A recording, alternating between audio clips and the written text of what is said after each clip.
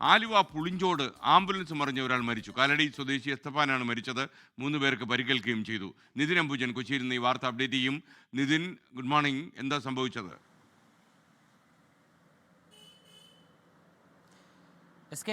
Good morning. ഇന്ന് രാവിലെയാണ് ഈ അപകടം സംഭവിച്ചത്. ആലുവ പുളിഞ്ചോട് മെട്രോ സ്റ്റേഷൻ സമീപത്ത് വെച്ചാണ് ഈ അപകടം സംഭവിച്ചത്. അങ്കമാലി ലിറ്റിൽ ഫ്ലവർ ആശുപത്രിയിൽ നിന്നും കളമശ്ശേരി ആശുപത്രിയിലേക്ക് പോകുന്നതായിരുന്നു ആംബുലൻസ്. ഈ ആംബുലൻസിൽ ഉണ്ടായിരുന്നത് ഒന്ന് എസ്തപ്പാനും അതോടൊപ്പം തന്നെ എസ്തപ്പാൻ്റെ സഹോദരിയും അതോടൊപ്പം തന്നെ സഹോദരൻ വർഗീസ് കൂടാതെ ആംബുലൻസ് സ്റ്റാഫ് എന്നിവരായിരുന്നു ഈ ആംബുലൻസിൽ ഉണ്ടായിരുന്നത്. ഇതിൽ എസ്തപ്പാൻ 69 വയസ്സുള്ള എസ്തപ്പാനാണ് മരിച്ചത്. ഈ പുളിഞ്ചോട് എത്തിയ സമയത്ത് തന്നെ ആംബുലൻസ് നിയന്ത്രണം വിട്ട് ലോറിക്ക് ഇടിച്ചതിന് ശേഷം മറിയുകയായിരുന്നു. എന്തായാലും ഈ ആംബുലൻസ് ഇപ്പോൾ സംഭവ സ്ഥലത്ത് മാറ്റിയിട്ടുണ്ട്.